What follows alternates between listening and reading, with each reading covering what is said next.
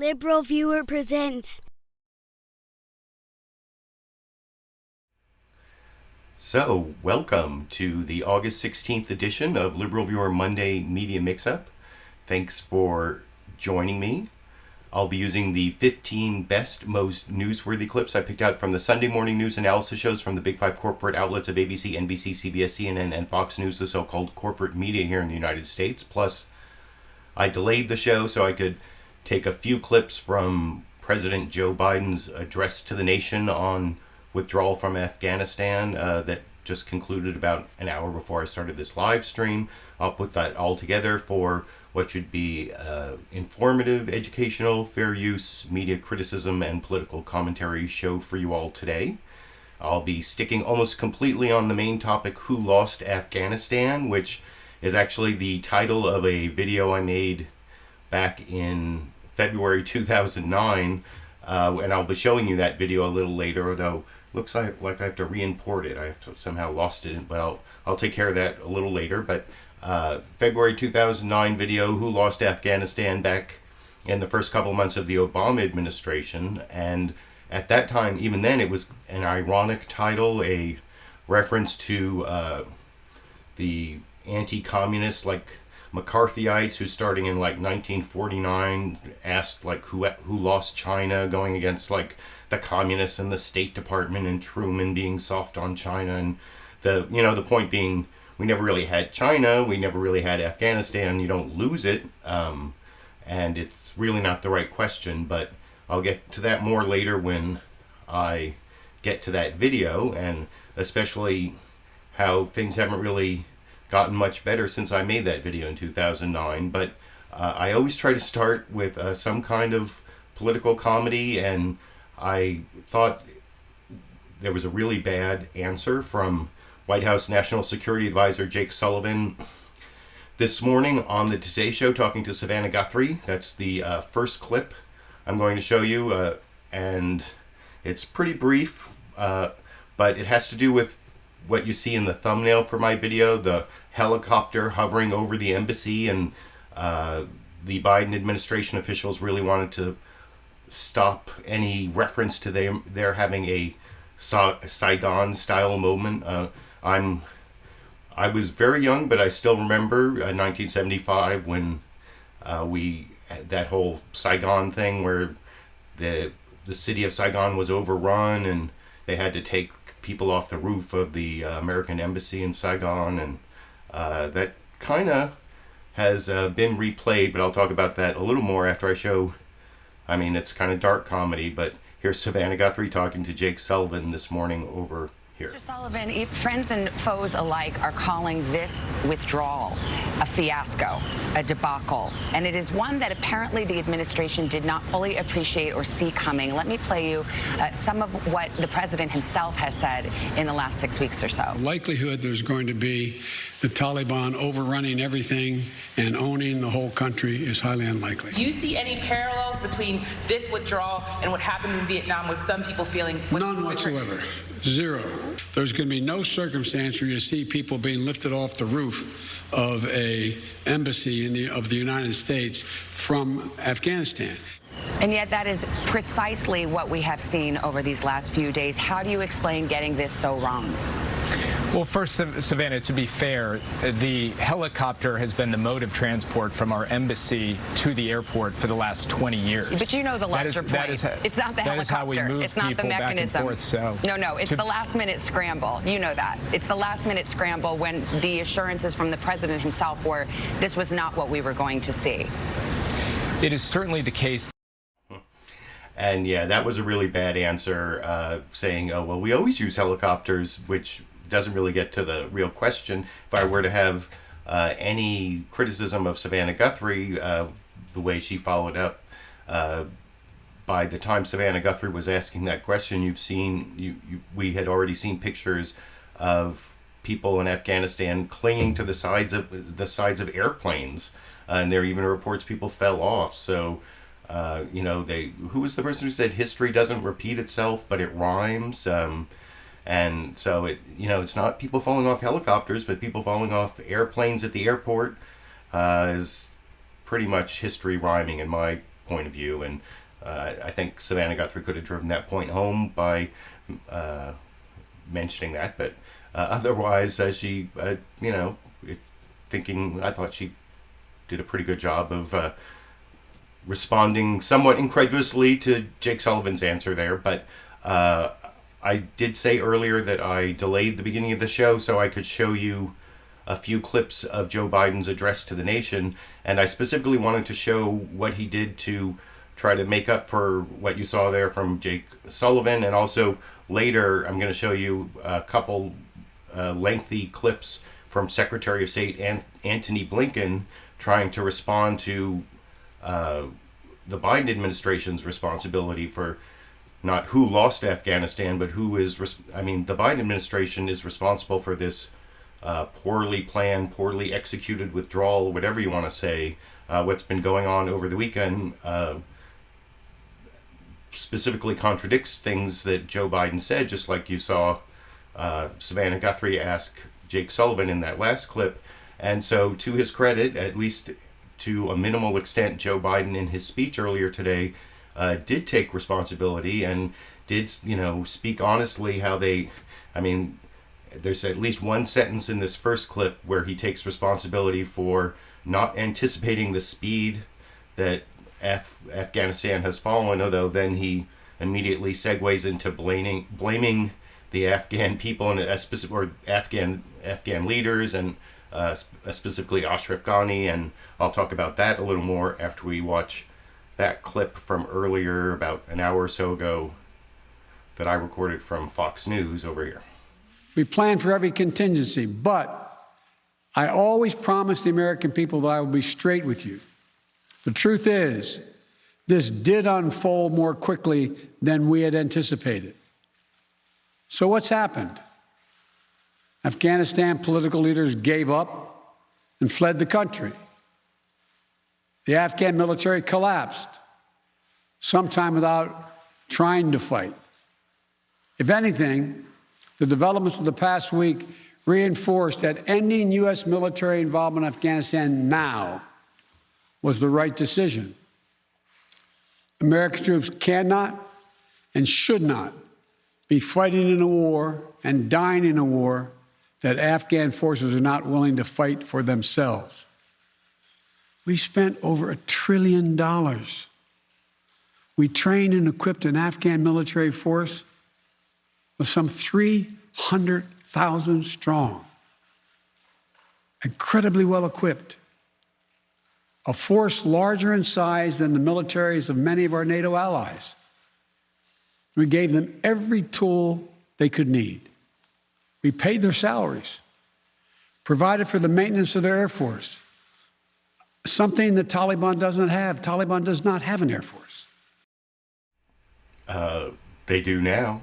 They do now. I always use that as my political comedy clip because that is actually what I said when I was watching that speech live, when he said the Taliban doesn't have an Air Force. Well, they do now. They actually captured a lot of American equipment, and so that was a little bit tone deaf, even though at the beginning he did take, talking straight to the American people, took some responsibility for being surprised by how swiftly the Afghan people or the Afghan government collapsed. And there are a lot of reasons for that I'll talk about, but I did want to show one more clip of Biden actually making the ultimate statement of presidential responsibility. I see my live viewers are saying that the beginning of the show got cut off. That happened a few weeks ago, and then I had to upload the recorded version.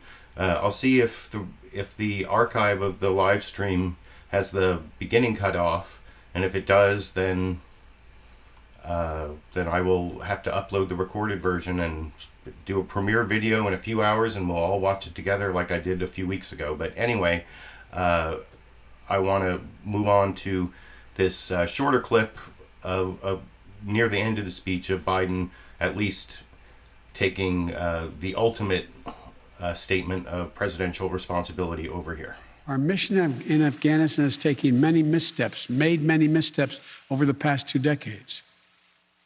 I'm now the 4th American president to preside over war in Afghanistan, 2 Democrats and 2 Republicans. I will not pass this responsibility on to a fifth president. I will not mislead the American people by claiming that just a little more time in Afghanistan will make all the difference. Nor will I shrink from my share of responsibility for where we are today and how we must move forward from here. I am President of the United States of America, and the buck stops with me.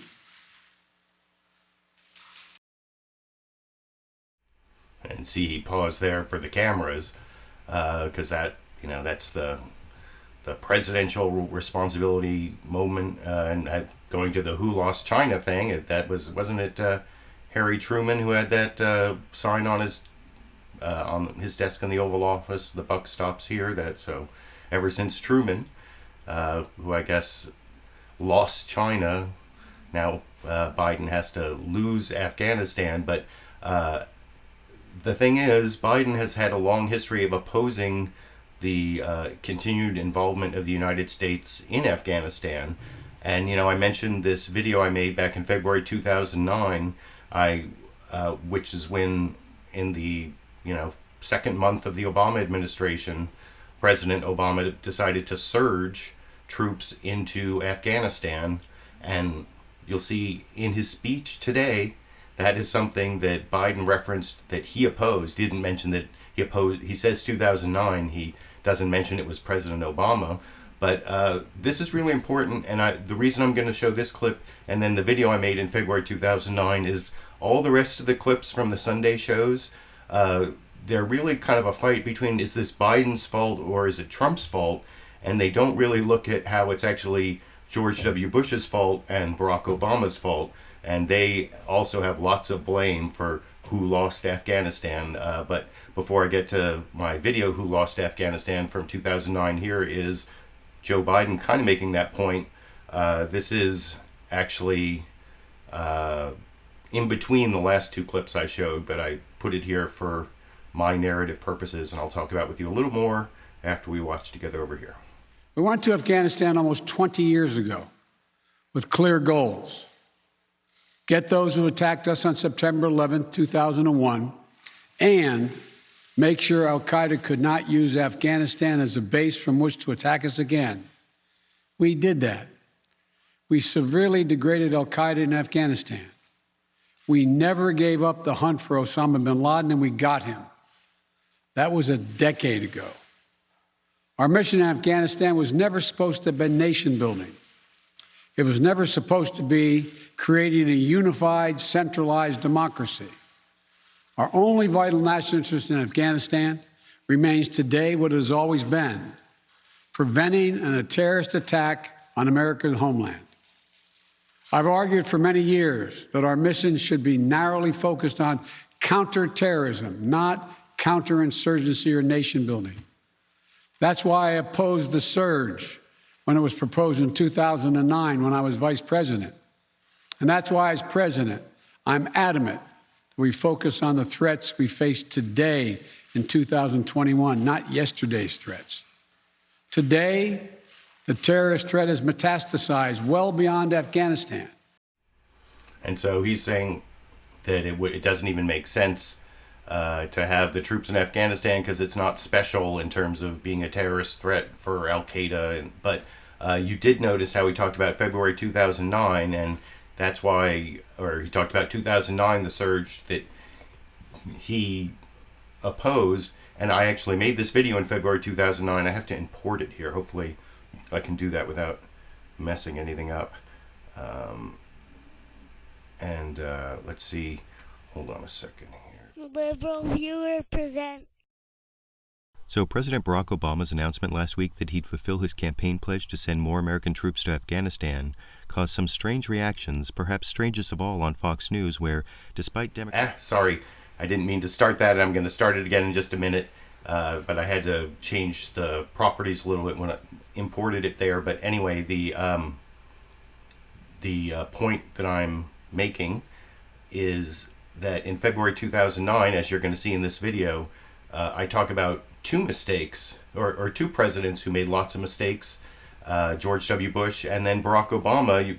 Even here I am very skeptical about the surge, just like Joe Biden was back in February 2009. But I also mentioned the shift of resources away from Afghanistan to go to Iraq. Do you remember how they let Osama bin Laden get away in Tora Bora because all these troops were in Iraq and not Afghanistan? That is kind of the background in this video. And then the main topic here is just how there's all this corruption that this is something that the U.S. military, they always pick like the strongest warlords to stop the Taliban, but never really made sure they had loyalty to the central government or any any grassroots support amongst the people, or even respect for the rights of any of the people that they were governing. So anyway, I wanted to give that background before showing.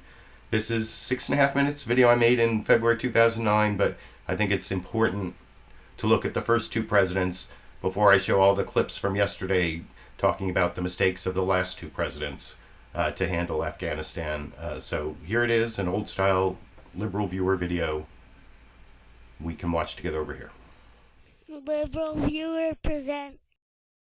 So President Barack Obama's announcement last week that he'd fulfill his campaign pledge to send more American troops to Afghanistan caused some strange reactions, perhaps strangest of all on Fox News, where, despite Democrats having argued for years that troop levels in Iraq have taken attention away from al-Qaeda's actual base in Afghanistan, Fox News contributor Michelle Malkin somehow managed to find a Democrat double standard in continuing to approach Iraq and Afghanistan differently, as you can see here. I think that this is as stark an example of Democrat double standards that you're going to get. And it's great to remind people of recent history and what happened in the prelude up to the Iraq war surge. You had people like, Joe Biden grandstanding on the Senate floor and passing resolutions as part of the Senate Foreign Relations Committee in heated opposition to any kind of surge tactics. And he pounded his fists and said that this was the absolute wrong way to go. You had thousands of people taking to the streets, Answer, Code Pink, accusing the Bush administration of sending our troops into their deaths and murder. And now here essentially you have the continuation of surge policies and not a peep from these anti-war people. Of course, saying there's not a peep from any anti-war people is not exactly accurate, given that there's still an anti-war left, and, as exemplified by Progressive Democratic Congresswoman Maxine Waters' exchange with HBO's Bill Maher last Friday, they still show the concern with troop increases that you can see here. Obama sending 17,000 troops to Afghanistan, you know, is it really going to make a difference? Are we really going to pull that one out? They play soccer with human heads. I don't know if they're, it's bad to say they're not ready for freedom or that, but you know what? Maybe they're not. Maybe they're not ready. Well, the Progressive Caucus will be putting out something very soon to try and engage the president about sending the troops to Afghanistan. We don't want to substitute Afghanistan for Iraq. But it's not a question of substituting Afghanistan for Iraq. It's removing Iraq as a distraction from fixing our failure to give the people of Afghanistan a working government after decades of fighting our wars for us. And you can't separate this failure in Afghanistan from our preoccupation with Iraq and George W. Bush's surge policy there, as Barack Obama explained himself in his debate with John McCain last September in this clip. We cannot separate Afghanistan from Iraq, because what our commanders have said is we don't have the troops right now to deal with Afghanistan. So I would send 2 to 3 additional brigades to Afghanistan. Now keep in mind that we have 4 times the number of troops in Iraq, where nobody had anything to do with 9/11 before we went in, where in fact there was no Al-Qaeda before we went in. But we have 4 times more troops there than we do in Afghanistan. And that is a strategic mistake, because every intelligence agency will acknowledge that Al-Qaeda is the greatest threat against the United States, and that Secretary of Defense Gates acknowledged the Central Front, that the place where we have to deal with these folks is going to be in Afghanistan and in Pakistan. So here's what we have to do comprehensively, though. It's not just more troops. We have to press the Afghan government to make certain that they are actually working for their people. And making sure the government of Afghanistan is working for its people is even more important than the increase in troop levels, because that's where the United States has failed Afghanistan, rather than Afghanistan just not being ready for freedom, as Bill Maher claimed in that previous clip. That's because just having elections in Afghanistan doesn't shift all the blame for the country's failures to the Afghan people, particularly when the U.S. military often short-circuited that democracy and installed thieving thug warlords not accountable to the people, as journalist-turned-humanitarian activist Sarah Chase explained in a radio interview on NPR this month here. First of all, we were the ones who basically brought President Karzai to the fore. So when he was elected, it was 2 years after he had already been in power. But part of why he was popular is because we were backing him, and the Afghans trusted us to bring them a properly functioning, responsive state, right? And then what they say, and this is what's really accurate, is we actually imposed a lot of these warlord governors who have become the problem. And I watched this happen in Kandahar, where President Karzai actually appointed somebody else to be governor of Kandahar, and we brought a different person in and imposed him, and we imposed him by force of arms. And I saw us doing this time and time again. We were using these warlords as our proxies in the fight against al-Qaeda, and we put them in positions of political power, and then we never, ever paid any attention to how they treated their population, to the point where I saw the guy that we imposed as governor of Kandahar, he had his own private militia. And that private militia was wearing U.S. Army fatigues, and they were abusing the population from the get-go. They were stealing stuff from people, they were kidnapping people, they were beating people up, they were doing whatever they wanted, and we never disciplined them in any way. And so the Afghans' answer to your point is, you know what? These are your dogs. You brought them here. It's up to you to bring them to heel. And once you bring them to heel a little bit so that they're not such a danger to us, then we, the Afghan population, can reassert our own control. But right now, the deck is too heavily stacked against us for us to be able to retake control of this situation. Now, that assessment sounds almost hopeful, as if given enough security and a more accountable government, Afghanistan could actually end up as a functioning democracy, but I'm not so sure, so I want to know what you think. What, if anything, can the Obama administration do to clean up the mess in Afghanistan left by the failed foreign policy of George W. Bush? And as a way to understand why some in Afghanistan are actually turning to the Taliban, if you were given the same choice that U.S. forces gave many of the Afghan people, who would you choose to follow? Conservative clerics or thieving thugs? I YouTube, you decide.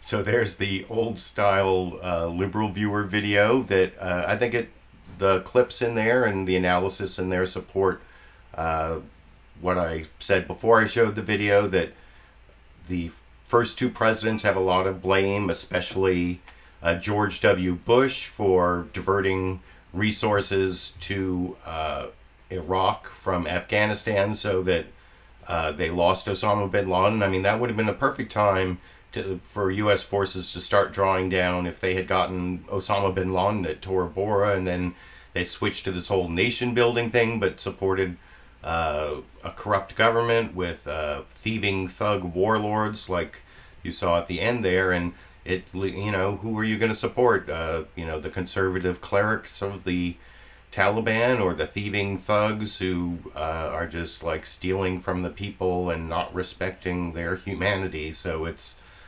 a difficult choice. That's why there's so many people who are now trying to get out through the airport in Afghanistan. That was one of the things Joe Biden said in his speech that I didn't take a clip on, that that's the breaking news, that they're sending in 6,000 more troops, and they're going to secure the airport for the military and commercial flights to get out all the allies and the people, the American citizens, the allied forces and citizens, and then the people of Afghanistan who helped. Apparently there are like 80, 90, 100,000 people who helped the Americans who are slated to get out of the country who still haven't gotten out, and that's why there's such a mob at the airport.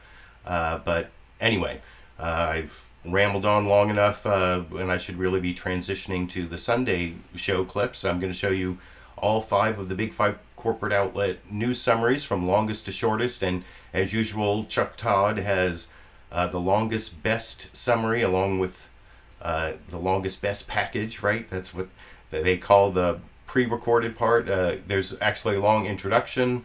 It's as I said, my main criticism of all these news summaries and all the newsmaker clips I'm going to show you afterwards is that they have like the short-term memory to make it a fight between is Biden to blame or Trump to blame, but they don't really go back and talk about George W. Bush and Barack Obama's blame. You know, that surge of troops and Obama's promise that it was going to give space to create a government responsive to the people. Well, that didn't work.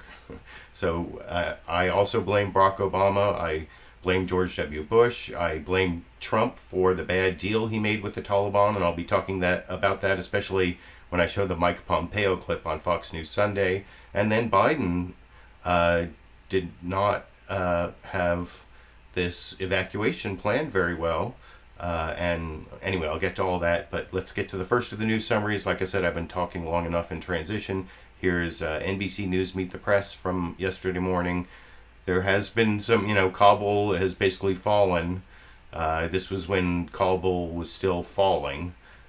Basically, the Taliban has taken over Afghanistan. That's the one update to the news summary, and I'll talk about the rest of the news summary a little more after we watch together over here. Sunday morning. The scale of the developing disaster in Afghanistan has exceeded even the most pessimistic of predictions. Taliban forces seized control of the city of Jalalabad without a fight overnight. They've now entered the capital city of Kabul. They're negotiating with the government to take over the city without bloodshed. They're looking, though, for unconditional surrender. President Biden yesterday increased the number of troops he's sending to Kabul right now to help evacuate Americans and our allies, and the U.S. Embassy evacuation has now begun in full. In just the past week, the Taliban have overrun government forces, seizing control of roughly 24 provincial capitals, often without a fight, as the Afghan army simply melts away. The peril for President Biden is clear. He runs the risk of repeating the very Saigon in 1975 image he had hoped to avoid. In a statement yesterday, though, Mr. Biden said the troop withdrawal deal that President Trump struck last year was what tied his hands. Quote, "It left the Taliban in the strongest position militarily since 2001 and imposed a May 1, 2021 deadline on U.S. forces."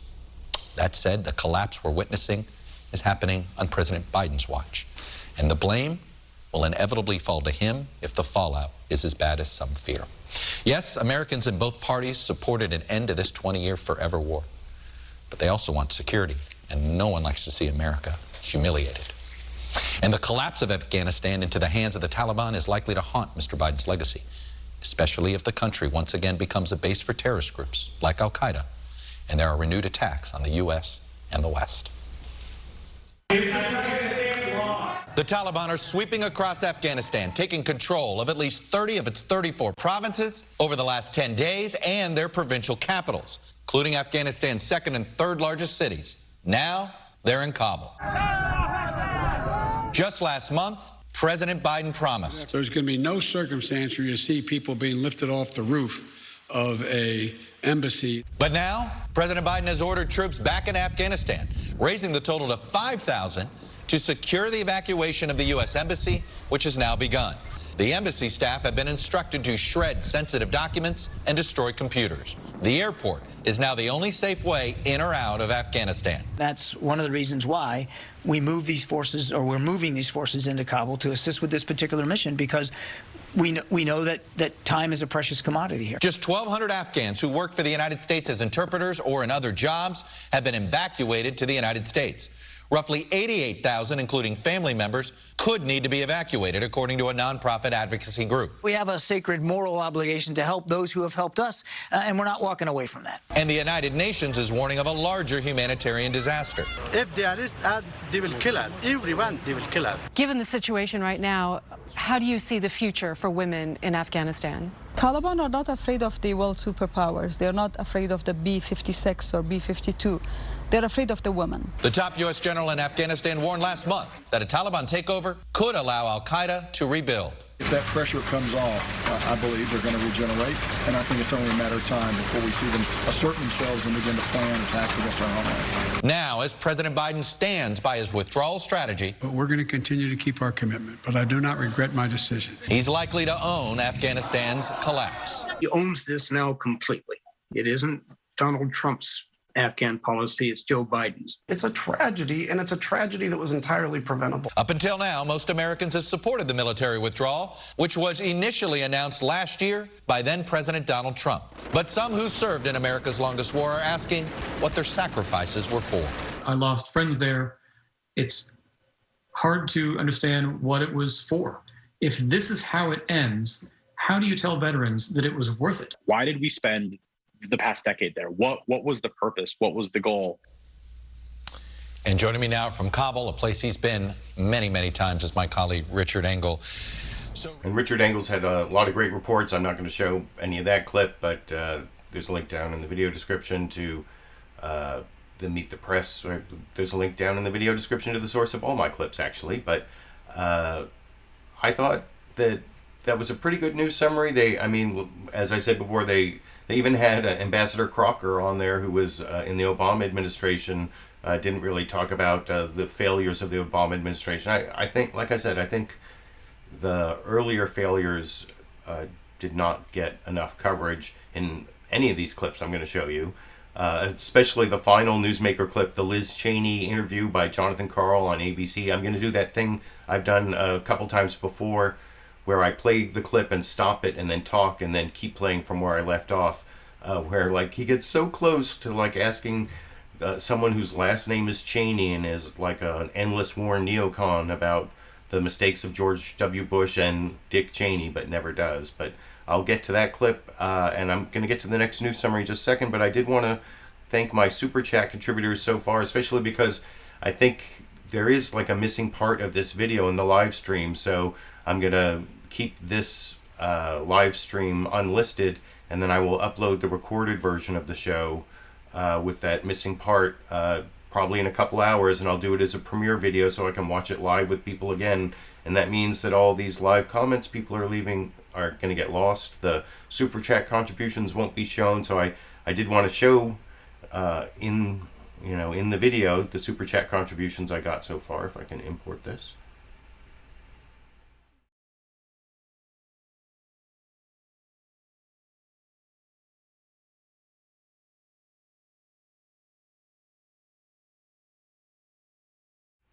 Thank you, Lulu Girl, Tom Trask, and Matthew. Lulu Girl, the painting in the background, that was a picture of Sarah Chase that I took off of the NPR website that had the interview that I was playing the audio from. Since it was just an audio clip, I didn't have video to go with it, so that was actually a picture of Sarah Chase, I think somewhere in Afghanistan, that was on the NPR website, to answer your question.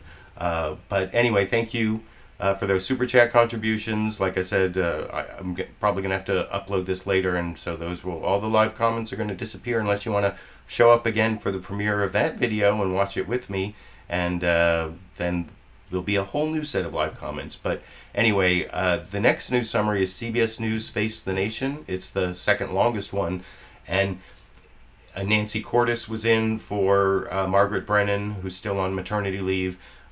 They talk about Afghanistan very briefly. They had more coverage later in the show, but I've often said CBS could be called the COVID broadcasting system because they have always had the longest, best, and most in-depth coverage of the COVID pandemic. They even covered it back in like January, February of 2020 when I said, either they are over-focusing on, they're exaggerating this story, or they are the only network that is covering what's going to be the biggest story of the year, and turned out to be number 2.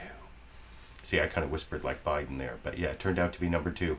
And they spend the beginning of their program focusing on COVID, and I don't know, looking back and I have a history degree from an Ivy League university, and so I often wonder when I look at this journalism here, supposedly the first draft of history, when they look back 100 years from now, is the COVID story going to be what was the biggest story? Is the Afghanistan story going to be the biggest story, or maybe it's going to be the climate change thing that was covered briefly.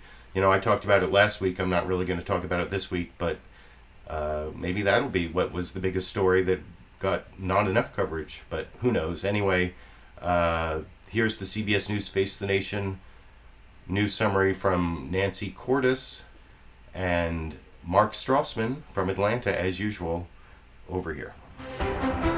Good morning and welcome to Face the Nation. We have a lot to get to this morning, including a fluid situation in Afghanistan that seems to be deteriorating by the minute. More on that soon. But we want to begin with the dire COVID-19 pandemic here in the United States. Nationwide, 77% of ICU beds are now filled. Hospitals in 5 states are at about 90% capacity. Senior national correspondent Mark Strassman begins our coverage in Atlanta. This is a 40-year-old patient. He is a dad of an 11-year-old daughter. Desperate times, desperate measures.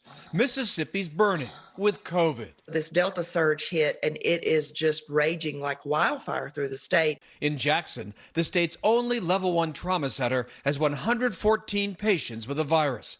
That's quadrupled in a month. This weekend, the facility opened this 30-bed inpatient field hospital, a tent inside a parking garage. More dire than the number of beds is the staffing.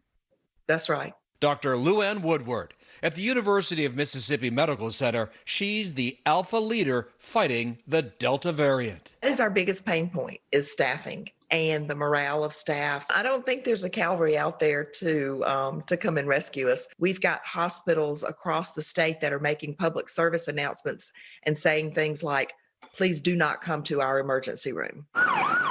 Across America, COVID hospitalizations have skyrocketed, up 333% in the last month. It is real, it is terrifying, and tragically, it's preventable.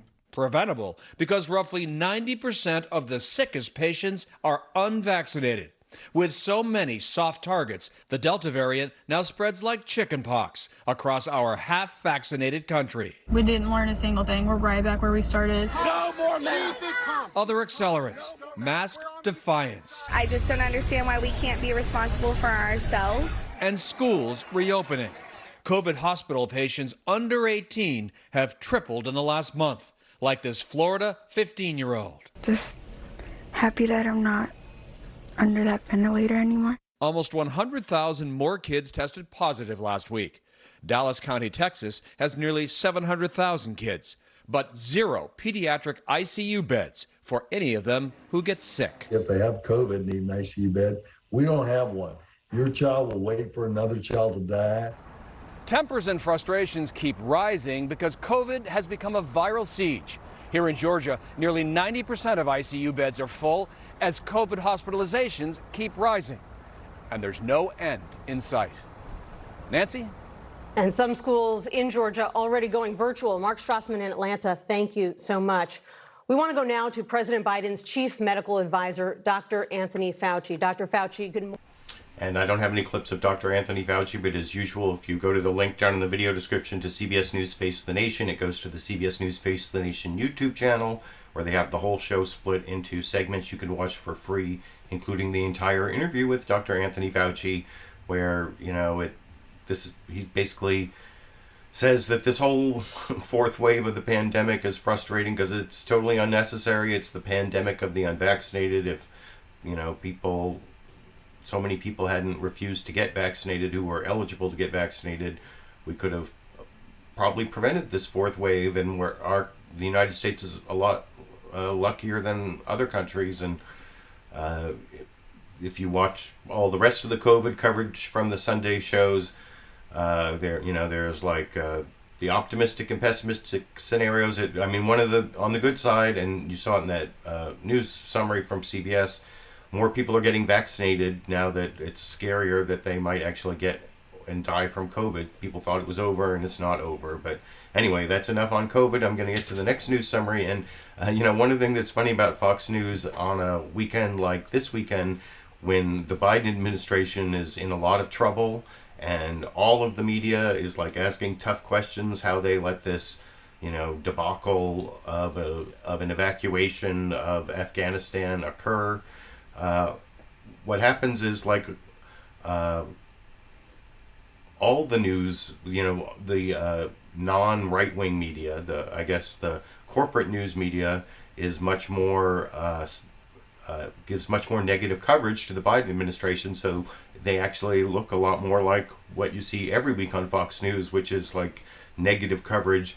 Even, the Biden administration deserves negative coverage this week. I mentioned they're one of 4 administrations that have blame for who lost Afghanistan, if that's even the question. But anyway, a lot of the one question I have that I don't quite understand of this news summary is Fox News was the one of the corporate outlets that mentioned the earthquake in Haiti, and I'm not sure why that is. I can't give you like a real partisan reason for that.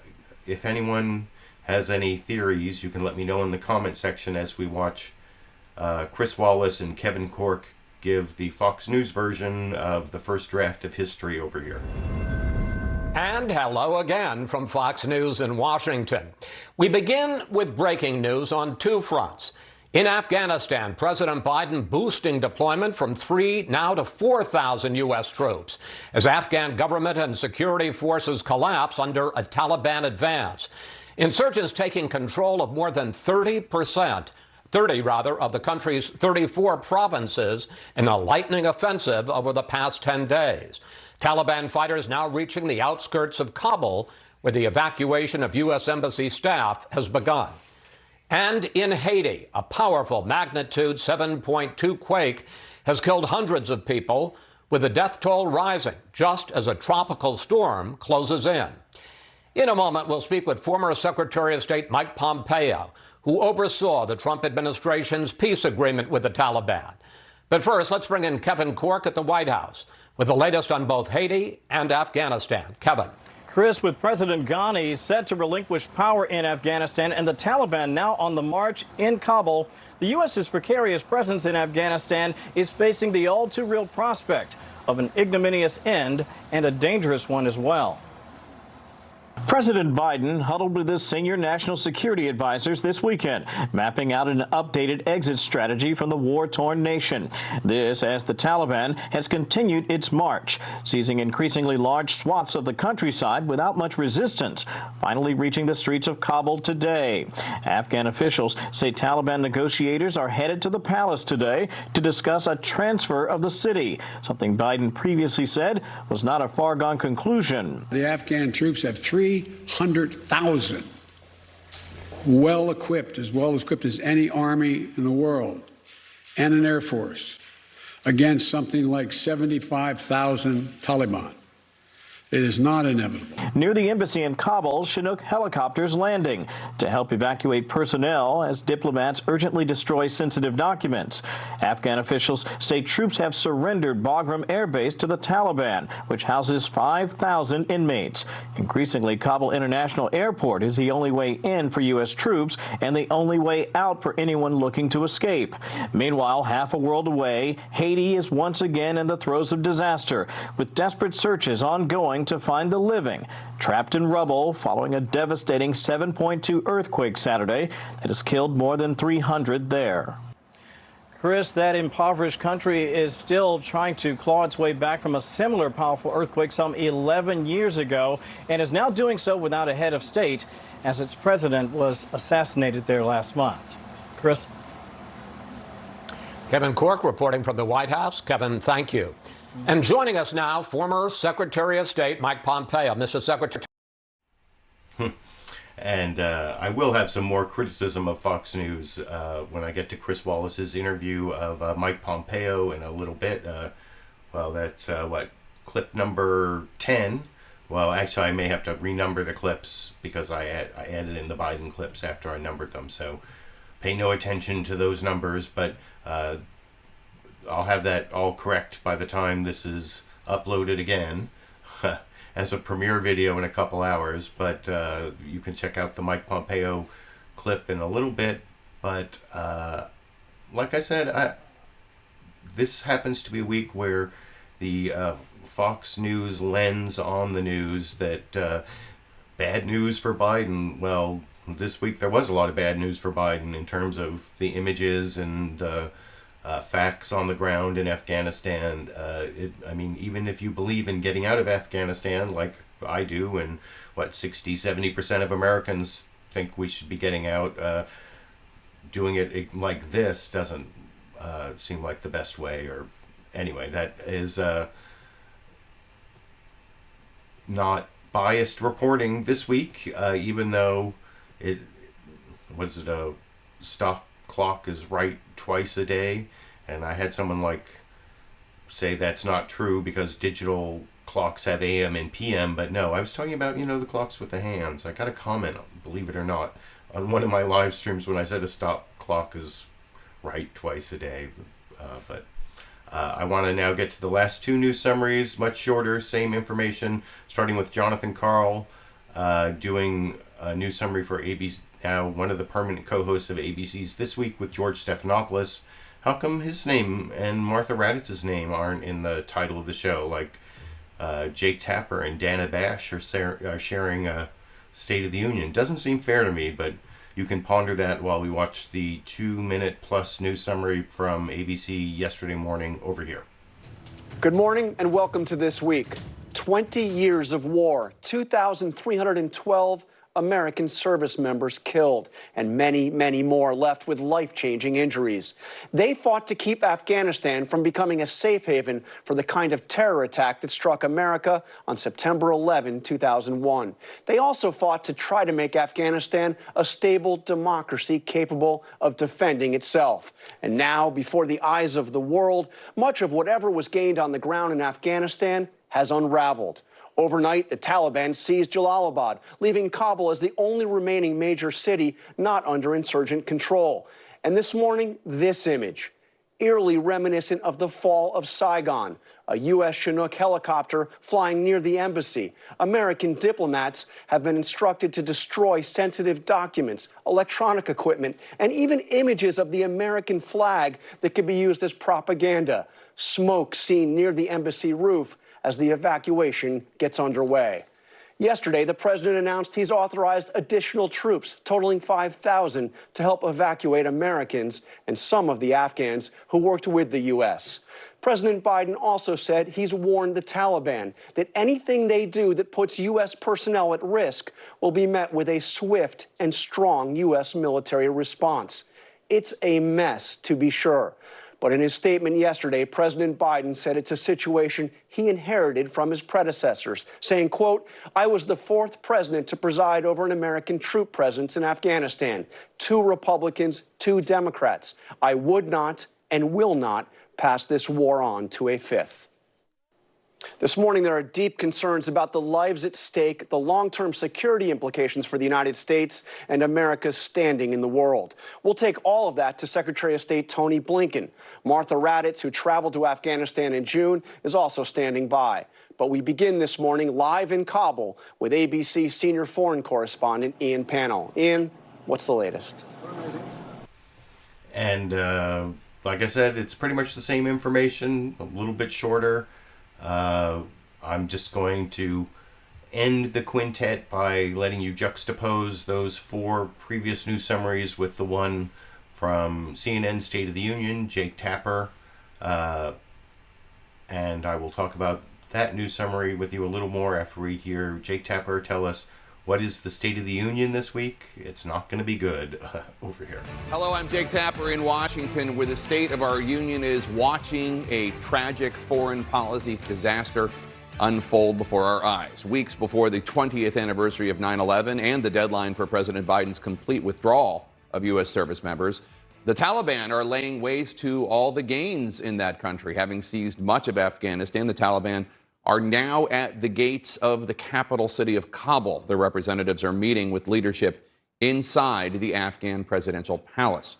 The rapid crumbling of the country has caught the Biden White House flat-footed. On Saturday, after pulling out almost all of the 2,500 service members there when he took office, President Biden said he would deploy more than more U.S. troops, 5,000 now total, for the limited mission of getting Americans and others fleeing safely out of Kabul, warning of a, quote, swift and strong U.S. response if the Taliban interfere. And with the constant thrum of helicopters overhead, sources tell CNN this morning that a total evacuation of Americans from our embassy in Kabul is well underway and should be completed by Tuesday.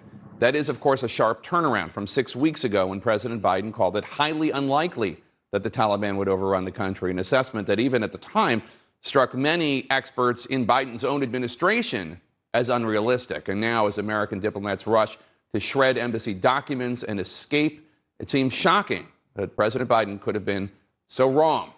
The U.S. has not yet been able to evacuate the 18,000 Afghan translators and their families who risked their lives to help the U.S. and are now in grave danger. And across the country, desperate Afghans already struggling with extreme poverty, and especially women and girls, are now contemplating an even more dismal life under Taliban rule. Joining us now to discuss, Secretary of State Antony Blinken. And I'm going to show you two clips of Antony Blinken, including CNN's State of the Union, in just a minute. I don't know what you think of those 5 news summaries. 4 of them were very similar, of differing lengths of, like I said, my big criticism of the 4 news summaries covering Afghanistan are the lack of focus on the beginnings and, George W. Bush and Barack Obama's responsibility, more focusing on Trump and Biden's responsibility for what we're seeing now. I mean, I understand that he who is in charge when things go bad gets the blame, the buck stops here. That's why I showed those clips at the beginning. But I still think that some of that context is necessary. I hope I provided it a little better than the news summaries you saw. And now I'm going to contrast 2 different interview clips of Antony Blinken, the Secretary of State. He was actually on 3 of the programs, I think, 3. But I'm not going to show you the ABC one, because instead I took this long clip of Jon Karl's interview with Liz Cheney that I'm going to heavily criticize for what I just talked about. Not really. You have Liz Cheney there, like I said, a neocon supporter of endless wars, whose actual last name is Cheney, and you don't talk about the failures of the Bush-Cheney administration that are coming to fruition in Afghanistan this week. That seems like a huge failure that I will demonstrate to you when we get to that final newsmaker clip. But first, here are 2 Antony Blinken clips. You'll hear him say kind of the same thing to Chuck Todd in this first clip and Jake Tapper in the second clip. But I think they both have different styles that got different important answers out of Antony Blinken. The one thing he says in here, he argues this counterfactual that I think Joe Biden also talked about, claiming that if the U.S. hadn't started pulling out troops starting in May 1st, that there would have been an escalation of the war and we'd had to send 10, 20, 30,000 troops in there to restart the war. You'll see in both these clips he argues that counterfactual, and I don't think they should let, meaning that this is what would have happened if we'd done something else, which you can never really prove that unless you have like a multiverse machine or whatever. So I think people should call it out, and neither Chuck Todd nor Jake Tapper calls out that particular problem in Antony Blinken's argument, but he does a lot of explaining here, and I think Chuck Todd brings up some good questions about the timing, which I will talk about with you a little more. He actually did start off with some softball questions like, what's happening in Afghanistan? What can you tell us about the situation now? I guess that's more the Chuck Todd style. So I cut out the softball questions at the beginning and just got to the part where this isn't what you said would happen. How did you mess up this bad? Which is basically both the theme of the questioning from Chuck Todd and then Jake Tapper, starting with Chuck Todd in the clip I will talk about with you after we watch it together over here. I want to play something you said in June about the withdrawal and get you to respond to it on the other side. Here it is. I don't think it's going to be something that happens from a Friday to a Monday.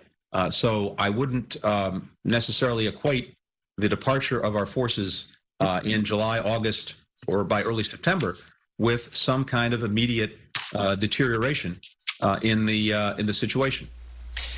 How did that assessment end up so wrong? Is that an intelligence assessment that went wrong? Is that Pentagon assessment that went wrong? Your own? How? That does not age well. Two things, Chuck. First, we've known all along that the Taliban was at its strongest position in terms of its strength since 2001. When we came to office, that was the fact. And we said all along, including back then, that there was a real chance that the Taliban would make significant gains throughout Afghanistan.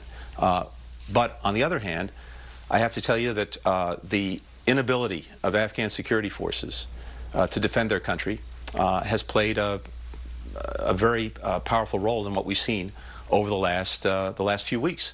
The fact is, we invested, the international community invested over 20 years, billions of dollars in these forces, 300,000 of them, with an air force, something the Taliban didn't have, with the most modern, sophisticated equipment.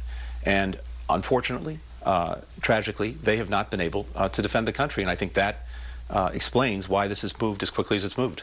Let me get you to respond to what retired General Douglas Lute is quoted in the Times today. He says this: "The puzzle for me is the absence of contingency planning. If everyone knew we were headed for the exits, why did we not have a plan over the past 2 years for making this work?" That, you know, we can debate staying or going, and I know that is something we're going to relitigate perhaps for a decade. But we had two presidents that were pretty insistent we were going to get out.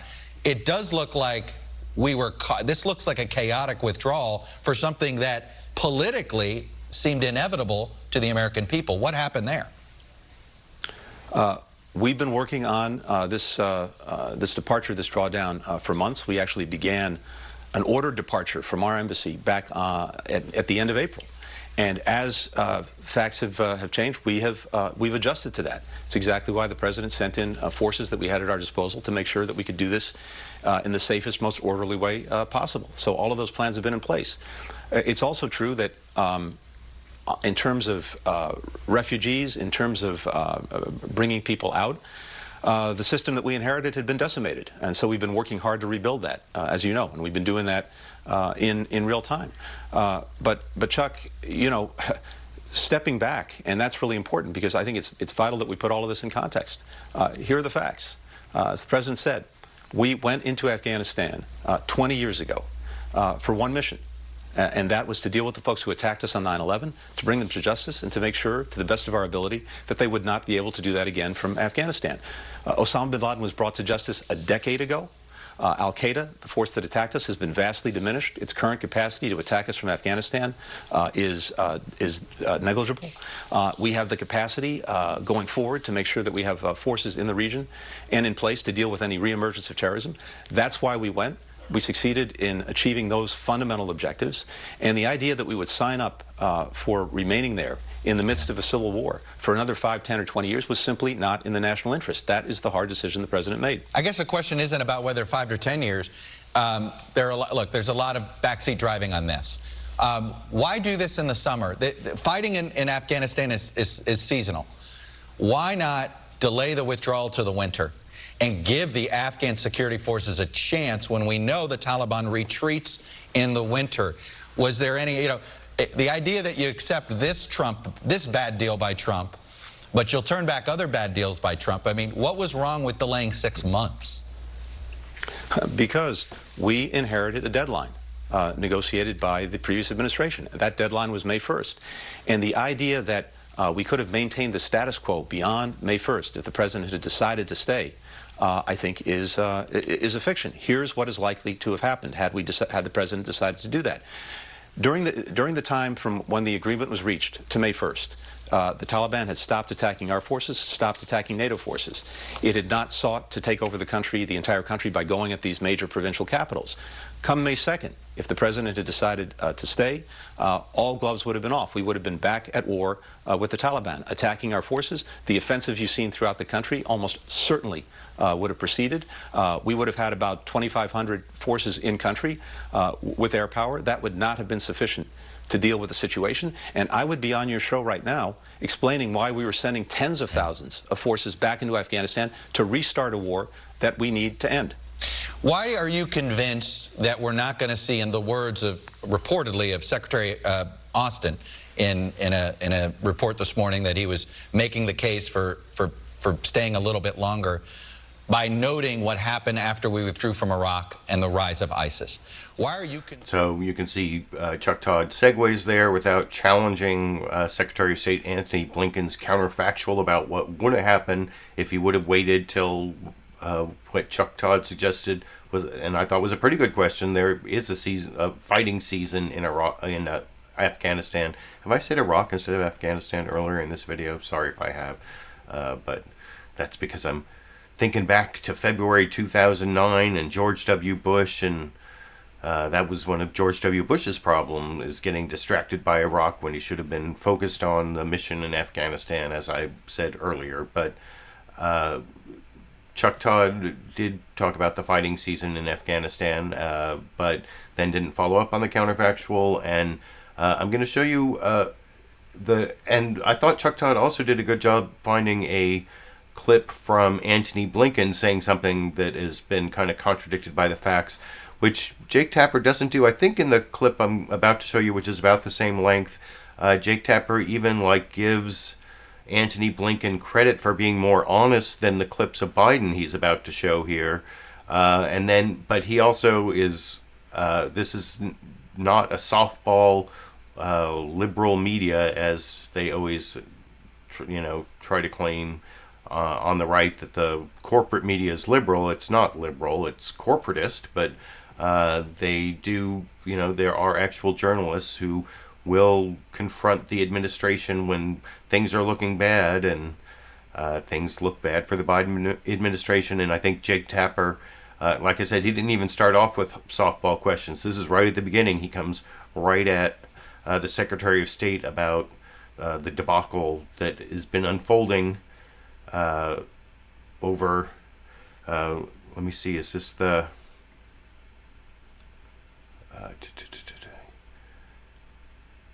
Yeah, the really great clip that I was just looking at my notes really quickly. The really great clip Chuck Todd showed at the beginning was that Secretary of State Antony Blinken said, well, the fall of Afghanistan or Kabul, the government isn't going to happen from a Friday to a Monday, which is kind of exactly the way it happened.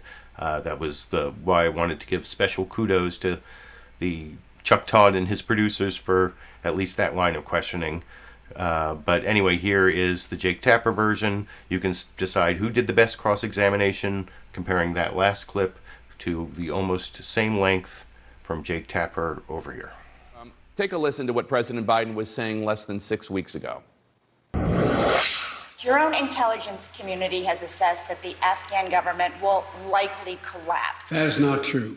They did not reach that conclusion. There's going to be no circumstance where you see people being lifted off the roof of a embassy. The likelihood there's going to be the Taliban overrunning everything and owning the whole country is highly unlikely. Secretary Blinken, as you know, the Taliban has closed in on Kabul. We're evacuating the embassy, burning documents. Biden increased troops, deploying to the country twice in 3 days just to rescue those there. This is not just about the overall idea of leaving Afghanistan. This is about leaving hastily and ineptly. Secretary Blinken, how did President Biden get this so wrong? Jake, first, let's put this in context. And as we've discussed before, we were in Afghanistan for one overriding purpose, to deal with the folks who attacked us on 9/11. That's why we went there 20 years ago. And over those 20 years, we brought bin Laden to justice. We vastly diminished the threat posed by al-Qaeda in Afghanistan to the United States, to the point where it's not capable of conducting such an attack again from Afghanistan. We're going to keep in place in the region the capacity to see if any reemergence of a terrorist threat and to be able to deal with it. And on the terms that we went into Afghanistan in the first place, we've succeeded in achieving our objectives. When the president came to office, he had a decision to make. The previous administration negotiated an agreement with the Taliban that said that our forces, our remaining forces, only about 2,500, would be out of the country on May 1st. And the idea that the status quo could have been maintained by keeping our forces there, I think is simply wrong. The fact of the matter is, had the president decided to keep forces in Afghanistan beyond May 1st, attacks would have resumed on our forces. The Taliban had not been attacking our forces or NATO during the period from which the agreement was reached to May 1st. The offensive you're seeing across the country now to take these provincial capitals would have commenced, and we would have been back at war with the Taliban. And I'd probably be on this program today explaining why we were sending tens of thousands of American forces back into Afghanistan and back to war, something the American people simply don't support. That is the reality. That's the context that we're dealing with. You cited the May 1st deadline negotiated by the Trump administration. You did blow through that deadline. We did have troops there after May 1st. But I think, again, the issue here is not just the withdrawal of U.S. forces, it's how they were withdrawn. The rapidity, the hastiness. President Obama's former ambassador to Afghanistan, Ryan Crocker, he called the way this was done, quote, a handover to the Taliban, and, quote, we have hung them out to dry about the Afghan people. Crocker continued, quote, I'm left with some grave questions in my mind about Biden's ability to lead our nation as commander-in-chief, to have read this so wrong, or even worse, to have understood what was likely to happen and not care, unquote. Does President Biden not bear the blame for this disastrous exit from Afghanistan? Jake, we've seen two things. First, we've known all along, we've said all along, including the president, that the Taliban was at its greatest position of strength at any time since 2001, when it was last in charge of the country. That is the Taliban that we inherited. And so we saw that they were very much capable of going on the offensive and beginning to take back the country. But at the same time, we had invested over 4 administrations billions of dollars, along with the international community, in the Afghan security and defense forces, building a modern military with the most sophisticated equipment, 300,000 forces strong, with an air force that the Taliban didn't have. And the fact of the matter is, we've seen that force has been unable to defend the country, and that has happened more quickly than we anticipated. Well, the idea of the force not being able to defend, I mean, what a lot of experts believe, and you can disagree with this if you want, is that having U.S. air support, having U.S. intelligence there to help the Afghan troops on the ground is what stiffens their spine, enables them to do what they do. And that's part of the larger issue about whether or not the U.S. should have left behind any sort of residual force. But beyond that is, again, the question of how poorly this was done. The idea that President Biden ordered 2,500 service members out and now is sending up to 5,000 service members back in, does that not on its face show that the exit was ineptly planned? And again, look, you told me a few months ago on this program that you thought it was entirely likely that the Taliban would be taking over the country. But President Biden, just last month, quote, the likelihood there's going to be the Taliban overrunning everything and owning the whole country is highly unlikely. He was wrong. Jake, what we've done, what the president has done, is make sure that we were able to adjust to anything happening on the ground. And the fact that he sent additional forces in, we had those forces at the ready, fully prepared to go in the event that this moved in a direction where we needed forces in place to ensure that our personnel was safe and secure, to ensure also that we could do everything possible to bring out of Afghanistan those Afghans most at risk. That's exactly what we're doing. Why didn't you have the troops in there and then let that happen first before taking them out? And so I think Jake Tapper did a better job of talking about the troop levels and how they didn't have enough troops there for security in the unlikely event that the Taliban overran Kabul this weekend. You also saw in the last minute of that clip that Jake Tapper did give credit to Jake Sullivan, maybe because they're both named Jake, I don't know, for not having been as wrong as Biden, but Chuck Todd, at least to his credit and his producer's credit, they had the clip of Jake Sullivan back in June saying something that is pretty counterfactual. It's not going to be like it's going to happen from a Friday to a Monday, which is pretty much how it happened. So I don't know why Jake Tapper gave him that much credit. And then I criticized both those previous clips for not really going after Antony Blinken's counterfactual. I don't know, comparing the two, they're almost exactly the same length. I think Chuck Todd edged out Jake Tapper there, just I think because of the seasonal thing, but it's really close. They both, like I said before I showed the clips, they both sort of focused on different areas, and I think they both did pretty good cross-examinations, not perfect, but pretty good at least. Pretty good, if you just want to curb your enthusiasm there, I guess. But better, I think, than the cross-examination of former Secretary of State Mike Pompeo by Chris Wallace on Fox News Sunday. And I guess for those of you who I made watch Antony Blinken twice blame the deal the Trump administration made, well, Mike Pompeo was not having it, and he said some nasty things about Joe Biden being like blaming other people and pointing the finger like a schoolyard kid or something, and I didn't include that part, but I do want to show Chris Wallace doing, a pretty good job. Not as good, I think, as Jake Tapper and Chuck Todd did of cross-examining the current Secretary of State. Pretty good job of presenting to Mike Pompeo some of the talking points you heard from Antony Blinken about the bad Trump deal with the Taliban.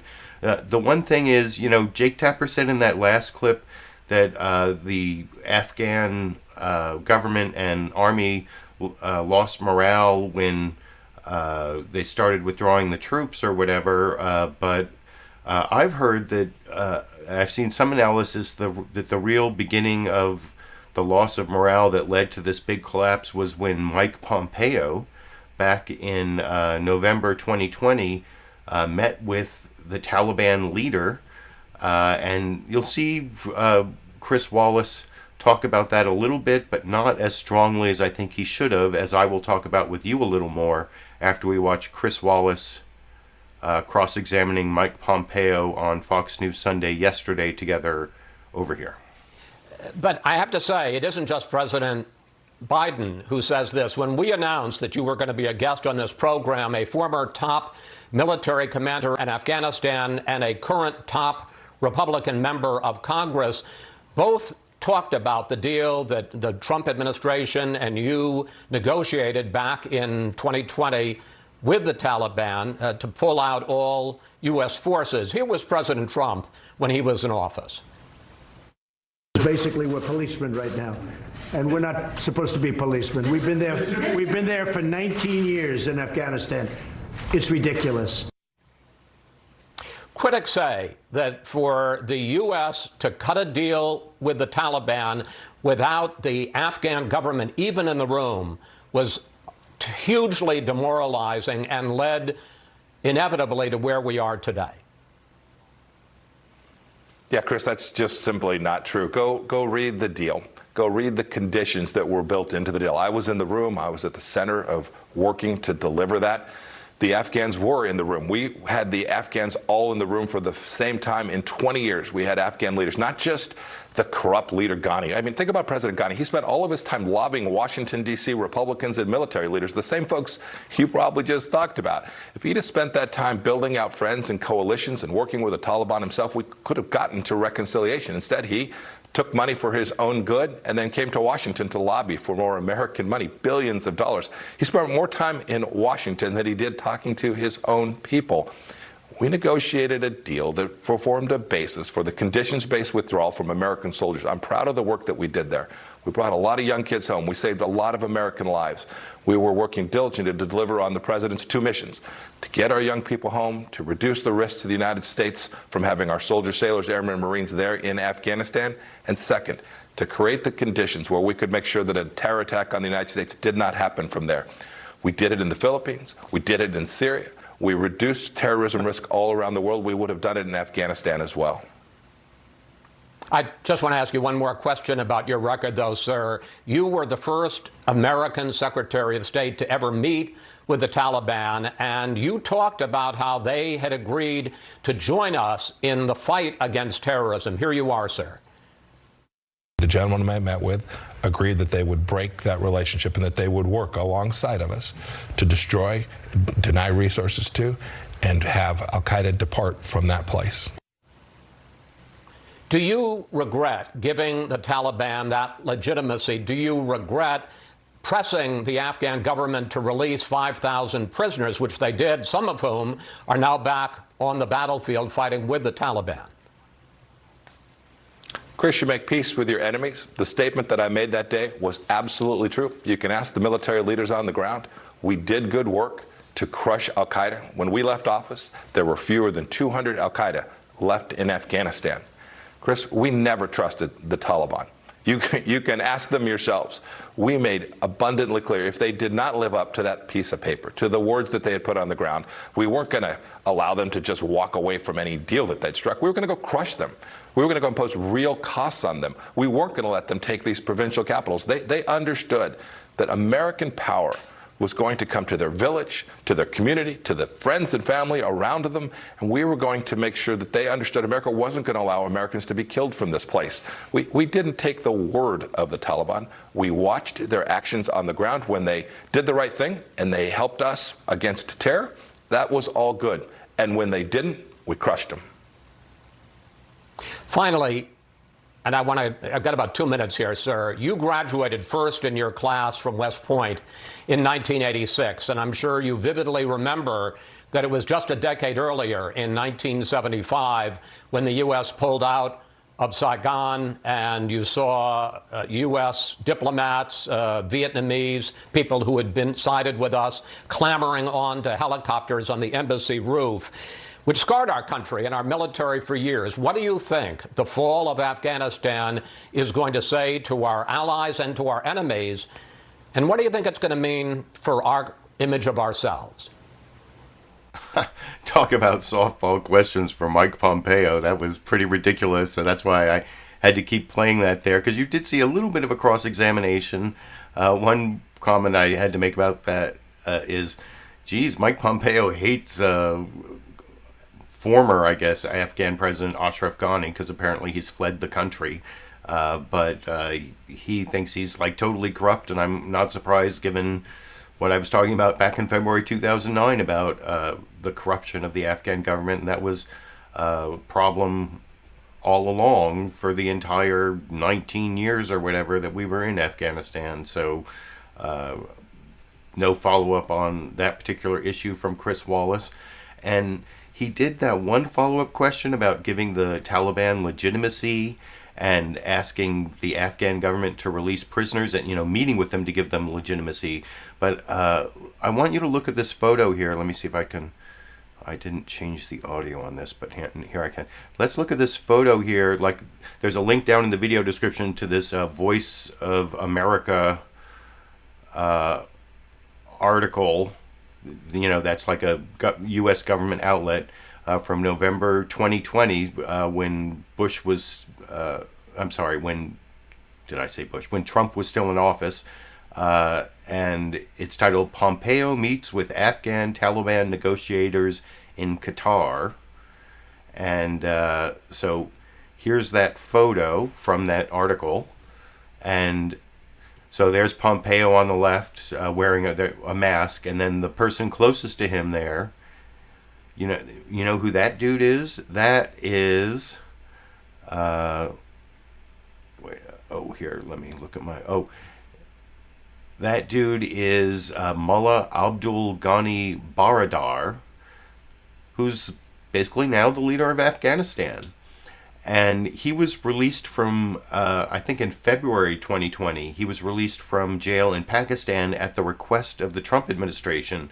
And so that is a really important fact that Chris Wallace never asked Mike Pompeo about. He did ask about meeting with the Taliban. And like I said earlier, I have heard that those meetings with the Taliban from, the U.S. government praising them as terrorism fighters, etc., that was, I've seen some analysts say that started one of the, a huge drop in morale. That's when, like, a regional, the villages started selling out to the Taliban, and the most of the Afghan military lost the will to fight, and everything was back when Trump made that deal and Mike Pompeo had that meeting, and that may be why he made his way to the Sunday show to try to protect his reputation so he can run for president, apparently, and I don't know, maybe in 2024, who knows. But I think Chris Wallace did not talk about how the Trump administration actually got the current leader of the Taliban, who now is the leader of Afghanistan, released from prison in Pakistan, and Mike Pompeo personally met with him and said what a great guy he was in November 2020. I mean, didn't literally say great guy, but did praise him as part of the negotiations. So I just wanted to put that in there. This next clip is from CBS News Face the Nation. It's Nancy Cordes talking to one of the top Republicans in the House of Representatives, Steve Scalise. I think he's the Republican whip. What does that make him, number 3? Can't remember for sure. But anyway, my one criticism of the Face the Nation coverage is they were just so focused on COVID that, this clip ends. It's less than 3 minutes, and it's a useful clip because it shows how members of Congress are being briefed by the White House. I think this is going to make things more difficult in terms of bipartisanship. Not that Biden, after this one infrastructure deal, had much hope of bipartisanship anymore anyway, but he's getting a lot of criticism from Republicans. And Nancy Cordes, she does ask Steve Scalise about the inevitability, but not much about even Trump's responsibility, certainly not the long-term Republican neocon forever war in the Middle East mindset that had got us to this point to begin with. But anyway, I'll talk about that a little more after we watch 3 minutes of Steve Scalise on CBS News' Face the Nation in the penultimate newsmaker clip today over here. You and your House colleagues just received a briefing from the Secretaries of State and Defense. What did they tell you? And are you confident that all U.S. diplomats are going to be able to get out of Afghanistan safely? Well, during the call, you actually had events still continuing to unfold. And so in real time, we were seeing things on social media that they weren't really talking about on the call. But it's a very dire situation when you see the United States Embassy being evacuated. In fact, you just had President Biden a few days ago saying you wouldn't see helicopters evacuating the embassy like Saigon, and yet here we are. This is President Biden's Saigon moment, and unfortunately, it was very predictable.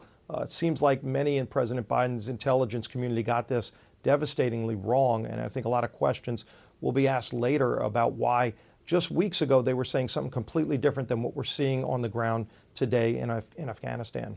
Right. Last week, the president said he did not expect that the Taliban would be able to retake all of the country. But here's what he's saying now. He said this weekend, 1 more year or 5 more years of U.S. military presence would not have made a difference if the Afghan military cannot or will not hold its own country. White House officials are essentially arguing it was President Trump who set this in motion when he agreed to withdraw U.S. troops completely by May 1st. So was all of this inevitable?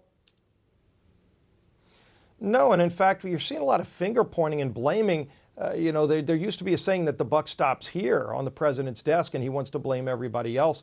But look, President Trump had an agreement in place that was conditions-based, and those conditions were not met. In fact, many of the conditions included that the Taliban wouldn't overtake the cities that they have now overtaken under President Biden's leadership. So President Biden didn't follow through on the conditions that were in place. He just let them come and run roughshod, and they're destroying, documents, burning documents at the embassy and trying to get everybody out they can instead of following through on the commitments that were made. And this sends a more concerning message to our allies around the world, really sends a concerning message to our enemies around the world who are watching this. China's very involved in what's happening right now in Afghanistan, as are other adversaries. And so they're seeing just how easy it was to overtake these areas where the president really said it wouldn't happen, and it did happen. So it's an epic failure on President Biden's foreign policy. He needs to take ownership of it and take other steps to make sure this doesn't happen again. If he's not going to clean house, he was either widely misled by his own intelligence or he was misleading the American people deliberately. But he said very different things just days ago than what we're seeing happen on the ground. He's got to take ownership of that. Congressman, I want to switch gears and turn to the very serious COVID situation in your...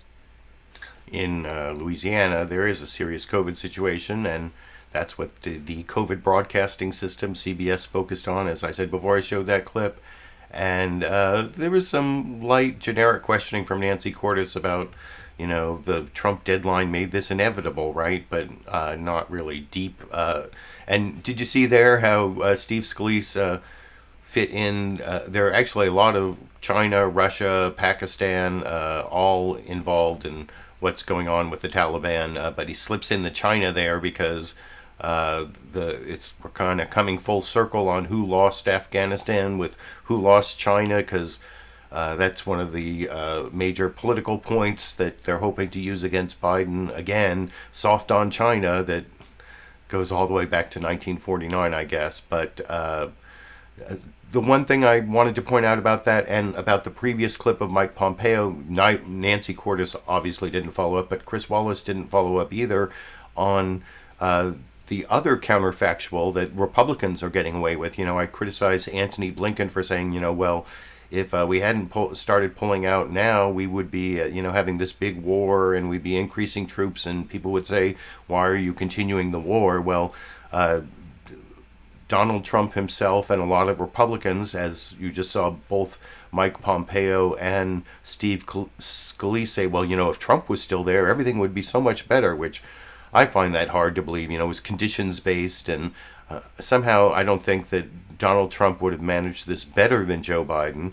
I'm not saying it would have been worse, but maybe inevitable, like the word Nancy Cordes used, maybe that is the best word. But anyway, I do have one more newsmaker clip that I promised to show you, and this is the entire interview by ABC's Jon Karl of Representative Liz Cheney from Wyoming.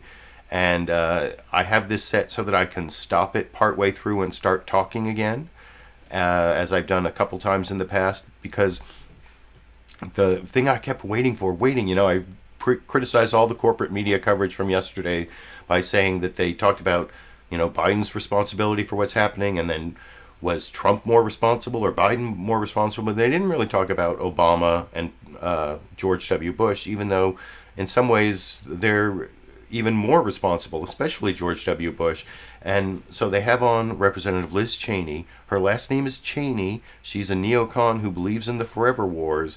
And Jon Karl lets her get away with just talking about Biden's responsibility and Trump's responsibility. And there are like a couple points where I'm watching, and it's like so close. Oh, he's going to ask Liz Cheney about Bush Cheney, and they're beginning this forever war and botching it. But no, never really happens. But let's watch the beginning of that clip, and I'll talk about with you a little more after we watch it together, part of it together over here. Congresswoman Liz Cheney, a member of the Armed Services Committee and a former State Department official. Congresswoman Cheney, when you look at this effort, nearly 20 years of a U.S. military presence in Afghanistan, $83 billion spent to train and equip the Afghan security forces. Why has this been such a colossal failure?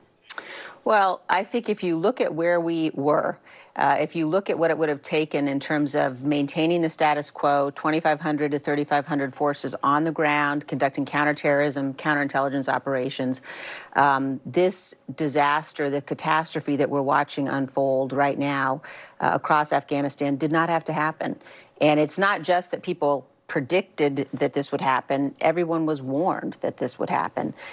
We've now created a situation where, as we get to the 20th anniversary of 9/11, we are surrendering Afghanistan to the terrorist organization that housed al-Qaeda when they plotted and planned the attacks against us.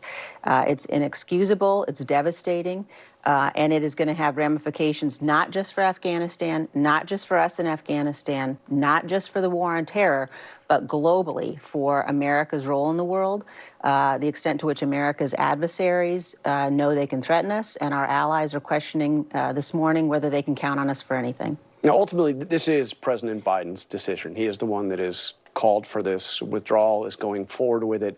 But this didn't happen in a vacuum. I mean, It was President Trump that negotiated the agreement with the Taliban to have a complete withdrawal that was supposed to actually happen by May 1st. So who bears responsibility? Look, I think...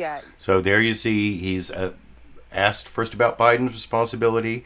Now he's asking about Trump's responsibility. Both those questions are fair, but not the only question that should be asked of Liz Cheney. I'll get back to her answer, and we'll see after this question, does he ask about the Bush-Cheney responsibility of Liz Cheney, but we'll talk about that a little more after we watch a little more of her answer over here. Absolutely, President Biden bears responsibility for making this decision, but there is no question that President Trump, his administration, Secretary Pompeo, they also bear very significant responsibility for this.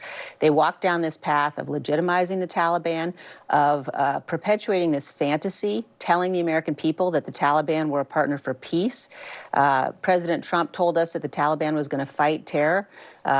Secretary Pompeo told us that the Taliban was going to renounce al-Qaeda. None of that has happened. None of it has happened. Today, as we watch the Taliban, for example, release prisoners across Afghanistan, there's very real concern that there are not just fighters in those prisons who will join the battle in Afghanistan, but that terrorist groups globally will, in fact, be fed new soldiers in their war on terror from those prisons. It's a devastating set of circumstances, but the delegitimization of the Afghan government, the notion in the Trump administration, the suggestion that at one point they were saying we're going to invite the Taliban to Camp David. On September 11th. Yeah. I mean, this disaster certainly began. And look, the notion of we're going to end endless wars, that campaign slogan, what we're watching right now in Afghanistan is what happens when America withdraws from the world. So everybody who has been saying America needs to withdraw, America needs to retreat, we are getting a devastating, catastrophic, real-time lesson in what that means. Well, let me ask you about something your former colleague Justin Amash said. He said the Taliban's rapid gains in Afghanistan underscored the futility of permanent occupation. The United States wasn't able to meaningfully shape circumstances through 20 years of war. We'd have seen the same results had we pulled out 15 years ago or 15 years from now. End the wars. That is something you hear, you hear from Republicans and Democrats. This is not ending the war. Oh, so close, so close. Did you see that 15 years ago? Who was in office 15 years ago? Counting back. No mention of Bush Cheney or any of the mistakes of Bush Cheney talking to Liz Cheney. That was the closest. I thought, 15 years ago, he's finally getting... No, didn't ask. Anyway, back to Liz Cheney's answer.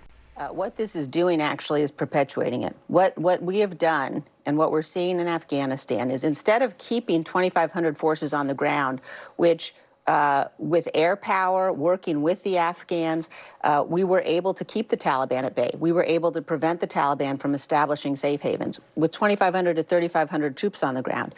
What we're seeing now is actually the opposite of ending war. What we're seeing now is a policy that will ensure that we will, in fact, have to have our children and our grandchildren continuing to fight this war at much higher cost. So everybody, the Rand Paul, Donald Trump, Mike Pompeo, Joe Biden view of the world here is fundamentally dangerous and irresponsible and wrong. But quickly, let me ask you, as you know, poll after poll for the last several years have shown that most Americans wanted us out of Afghanistan. So can you really maintain for the long term a military operation that most of the American people do not support? Look, as leaders, we have an obligation no matter what the issue is, to tell the American people the truth. And we have an obligation to explain what's necessary. There's one question that matters when it comes to Afghanistan or any other deployment of U.S. forces. And that question is, what does American security require? And if American security requires that our enemies can't establish safe havens to attack us again, then our leaders across both parties have the responsibility to explain to the American people why we need to keep a deployment of forces on the ground. This has been an epic failure across the board, one we're going to pay for years to come. All right, Congresswoman Liz Cheney, thank you very much. Coming up. Oh, that's gotta hurt. That definitely is painful watching Jon Karl let the daughter of Dick Cheney get away with saying, leaders have to tell us the truth. Oh, yeah, that's what the Cheney name stands for. But no questioning about anything Dick Cheney stood for in the beginning of the endless wars in Afghanistan and Iraq, or the loss of focus from Afghanistan to Iraq that didn't attack us on 9/11, and failure at Tora Bora that could have been the end of the war, and then the promotion of corrupt governments that continued through the Obama, Trump, and now the beginning of the Biden administrations, I guess. But now those corrupt Afghan governments are gone, and we have the Taliban back. And as to who lost Afghanistan, well, I think I've showed you enough clips to give you a lot of reference on all four of the presidents who share that blame. And anyway, I appreciate those of you who joined me for this live stream, because it looks like the first 3 minutes of this did not end up in the live stream. I'm gonna keep this as an unlisted video and then upload the recorded show as a premiere video in maybe an hour or two. We'll see how long it takes to upload, and I apologize for that. I don't know why that happened, but anyway, I will end the show with a Dash and Sandy or Dandy clip. My dog Sandy and my cat Dash live together pretty well. You'll see them interacting at the food bowl again, and this is after the dog Sandy finished eating. I thought I was going to get them to interact, but they're I don't know what the deal is. They're I don't know. Maybe it's just I have to relate this to my life experience, so I see this as two guys standing at a urinal. They're looking at each other like two guys standing at a urinal. I don't know. You can let me know what you think after you watch the Dash and Sandy or Dandy clip together over here.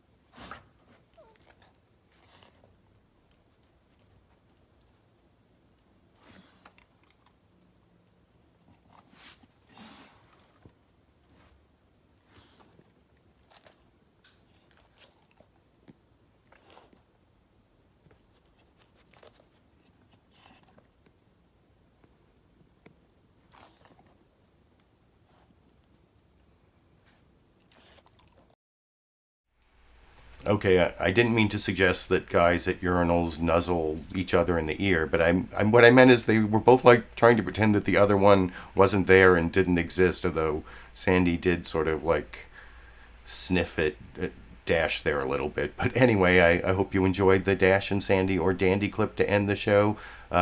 This is the longest Monday Media Mix-Up I've ever done. I'm at an hour and 40 minutes, but I guess there was a lot of clips to cover this week. I will be back next Monday, and for the live viewers who made it this far, I will be back in an hour or two to monitor the re-upload of the recorded version of the show. So if you are around for that, I hope to see you there. And until then, and then until next Monday, I guess I will be seeing all of you around the internet.